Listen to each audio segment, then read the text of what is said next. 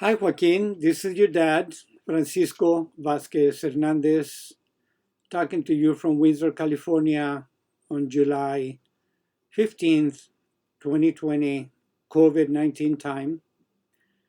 And your birthday is coming up, and this is a gift that I put together for you.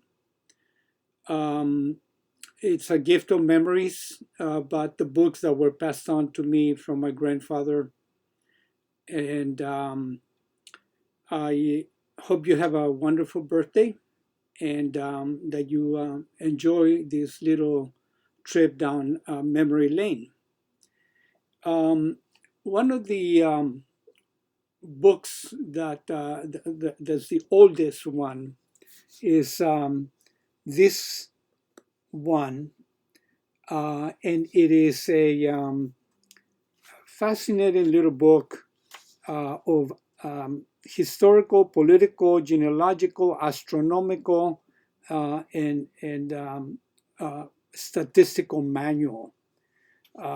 It was published in Madrid in January of 1831, and this is what the inside looks like, and you can see how damaged and moldy it is.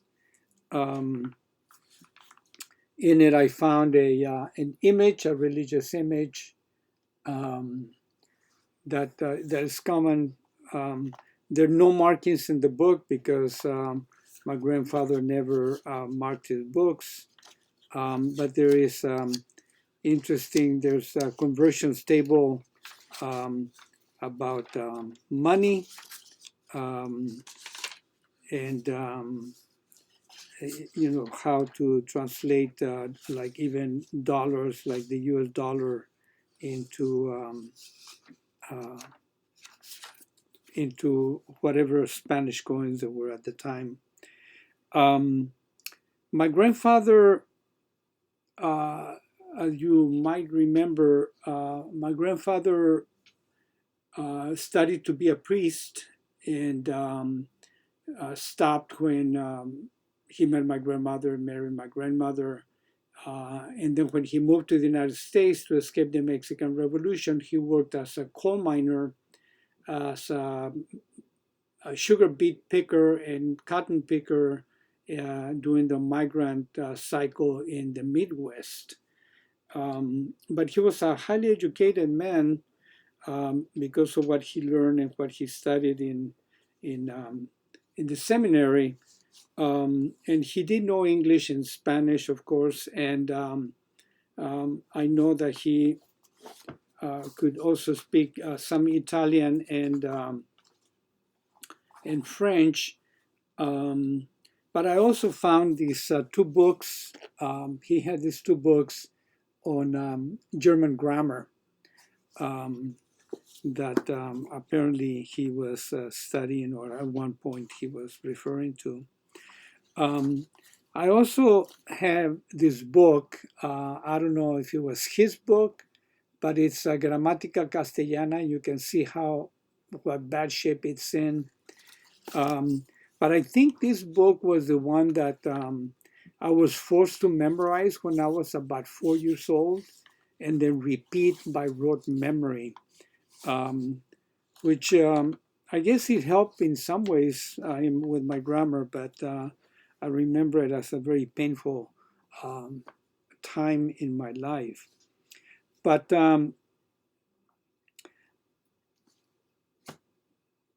when I met my grandfather, when I had consciousness of him, and that was let's see, I was when I was born, he was 41.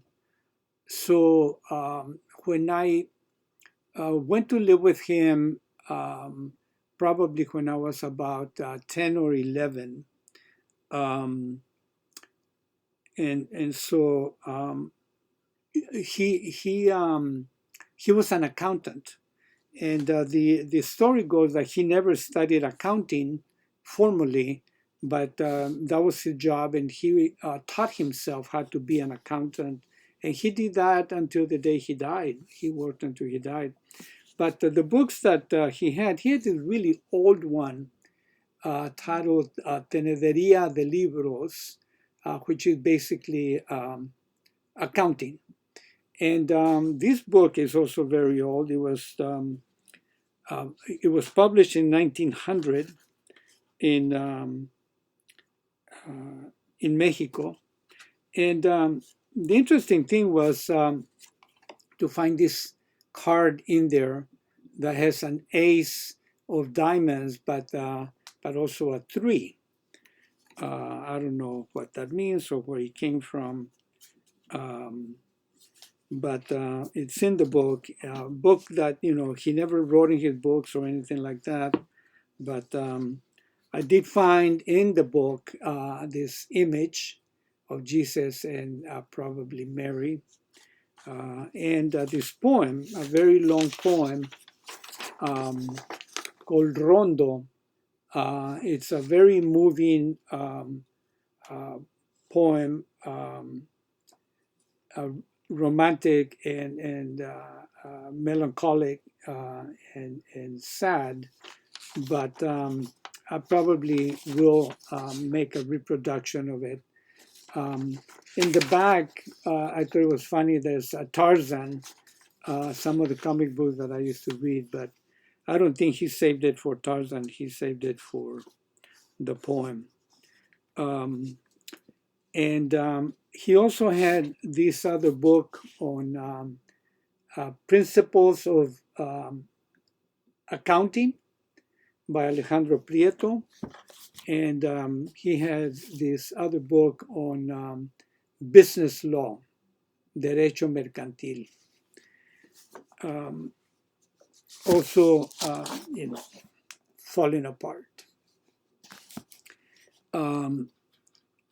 Having been raised Catholic and being in the seminary to be a Catholic priest, of course, influenced him a great deal. But apparently, at some point in his life, he became an atheist and later on a spiritist. And so I found this book called Ultratumba y el Espiritismo, and these people having a seance. And I know he had the ability to mesmerize people that I was told he learned in the seminary. And he would put my Aunt Emma, my mother's sister, under some kind of spell, and then she would be the medium to be able to talk to spirits. And I have transcripts of those conversations with spirits. The most fascinating one, these are typewritten transcripts. The most fascinating one is with Sor Juana Inés de la Cruz. I also have this book called La Religión Demostrada, and this book was, the cover fell off, but this book was a gift from Nicolás Herrera. You can hardly see that, but Nicolás Herrera was my grandfather's nephew, who actually became a priest. He got ordained in Kansas, which I think explains how my grandfather ended up in the Midwest. And it was dedicated para mi querido compadre Amancio in January 25th, 1946, 3 years before I was born. Amancio Hernandez Asensio was my grandfather's name. And like me, he signed it A.A. Hernandez. In other words, like me, he put his middle name, his last name as a middle name, because that's how they do it in the U.S.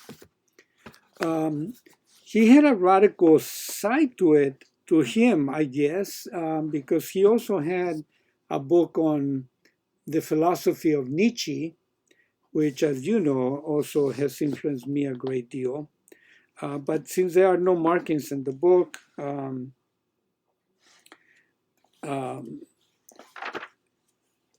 I don't know what his thinking was, or whether he agreed with it, or what passages he liked, or whatever. And also, I was surprised to see this book, ¿Qué es la propiedad? And this book is a very famous book, translated into English as Property Theft by P.J. Proudhon. And again, there's no writing. I remember my grandfather as being more of a conservative bent, not a socialist bent, but I'll never know. He did like science, apparently, because he had this book on Copernicus. This is a really artistically put together book with a very glossy, loose photo of Copernicus and some very nice illustrations in the book, such as this. And then he also owned these two books,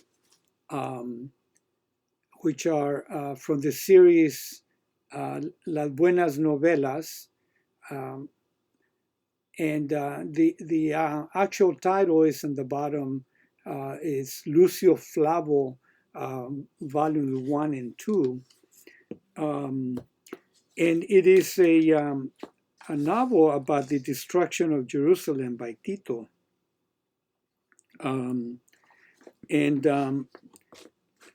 My grandfather, when I lived with him, gave me, or maybe during a visit, he gave me these books to read. He had me read these two books, which as a child I found overwhelming, but I did read them. And I was really shocked because in one of the scenes in the novel, when Jerusalem is being under siege, this woman is starving like everybody else in Jerusalem, and she has to, she resorts to killing her baby and cooking it. And when the people outside her house smelled it, they broke in and took it from him and ate it themselves. I was shocked by that possibility that that could actually happen. It really put a different bent on in my early consciousness about what humans are capable of. This book, I don't know if it belonged to him. I think it kind of belonged to me because of the writing Edad Media, the Middle Ages. And it's, as you can see, very moldy. And it's going to have to go into the trash soon because it doesn't really mean that much to other people. But anyway, those are my grandparents' books. And I wanted to share, I think I've told you before over the phone, I have these two books that that I keep in my old book covers for my junior high, Henry Dana Junior High in San Pedro, when I was in the 9th grade. I keep them there for just to keep them from falling apart even more. But this one was very helpful to me in my own self-education since I missed so many years of schooling. But this book says a lot of things on science.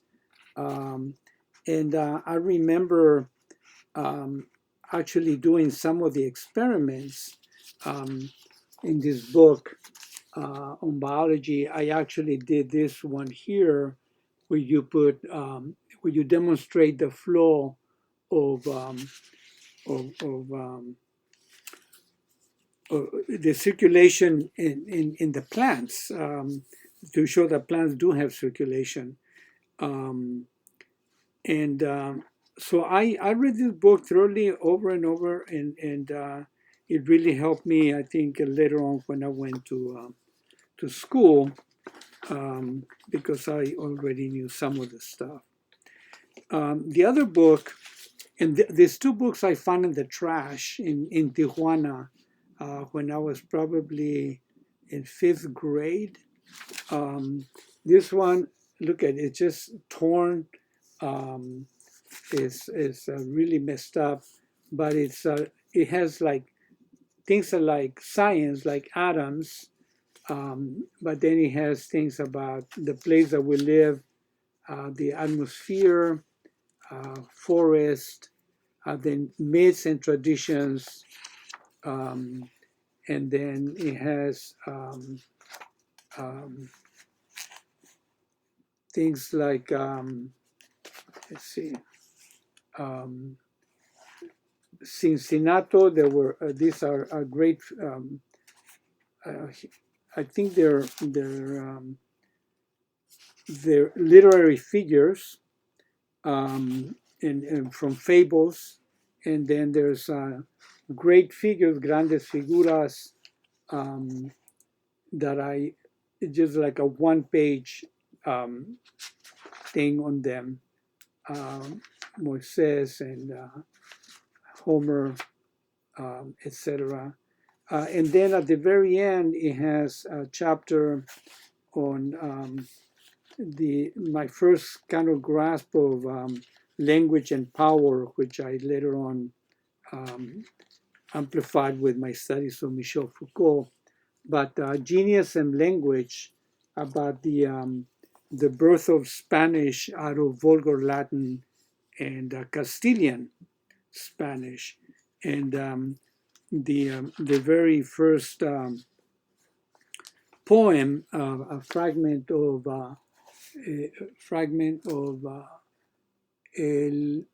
del Cid, el poema del Cid, the very first poem written in Spanish, or the beginning of the Spanish language.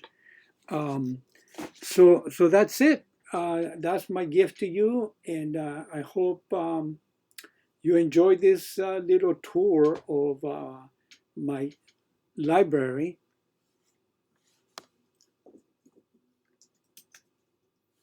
that is about to go into the trash. So have a wonderful day, and I love you very much. Y que los cumplas feliz, mijo. Bye bye.